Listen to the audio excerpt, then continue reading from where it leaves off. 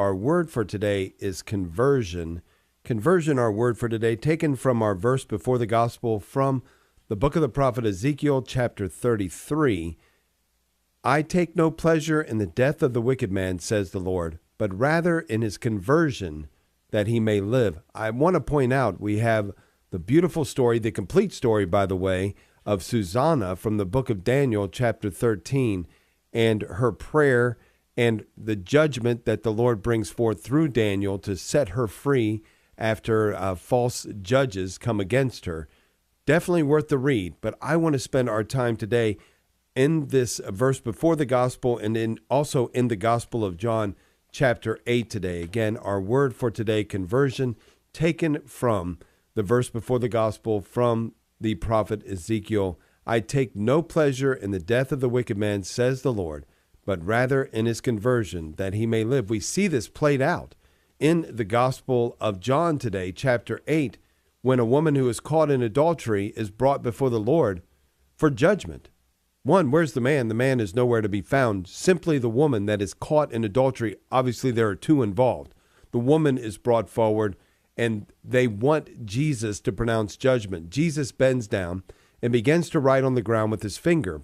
But when they continued asking him, he straightened up and said to them, "Let the one among you who is without sin be the first to throw a stone at her." Again he bent down and wrote on the ground, and in response they went away one by one, beginning with the elders. Beginning with the elders. Why did they go away one by one, beginning with the elders? We don't know what he was writing on the ground, but we might get some indication, find some indication through this idea of who left first. What is Jesus writing on the ground? Maybe he's writing the sins of the people that are gathered there. Maybe he's writing the Ten Commandments, reminding them of that.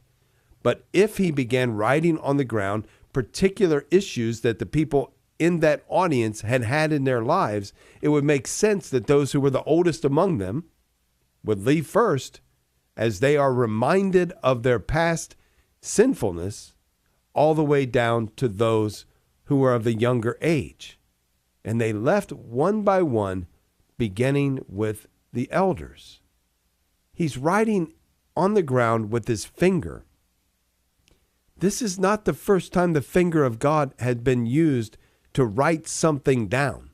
We see the great feast of Belshazzar, this debauchery that was going on in the Old Testament, and we all remember the finger of God appeared and began writing on the wall the condemnation of those who were present in that room. And then the judgment of God fell upon them. So here it is. Jesus is writing it out. Are you really going to condemn her? Because if you're going to be condemning her, you yourself are going to be condemned. And these are the things that you are guilty of. As you bring her to me and you want me to condemn her for her sinfulness, let me remind you gently, without pointing to you individually. I'm going to write it on the ground. Let's see if any of it applies to you. And if after I write this on the ground, you still want to condemn her, then you're free to do that. But you yourself are going to be condemned as well, because you see that you are guilty too. Is he just making a comment or putting forth an idea that she should not be condemned, that what she is doing should just be forgotten, that it's no big issue? No, he speaks to her individually. Once he has removed the crowd, now he approaches her individually.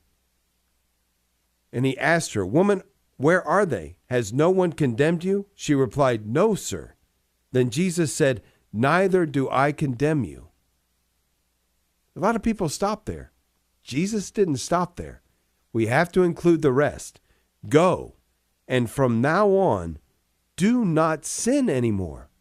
Be converted, my dear daughter. Be converted. Yes, they were right in what they brought forward, saying that what you were engaged in was not permissible. I reminded them of the things that they did that were not permissible. I free you of that. If you come and you ask me to forgive you of that, I will forgive you of that thing. But go and don't do it anymore. Go and don't do it anymore. Be converted. And in that way, we are made free. The Son has come to make us free, not to condemn us, to set us free, but we have to cooperate in that thing.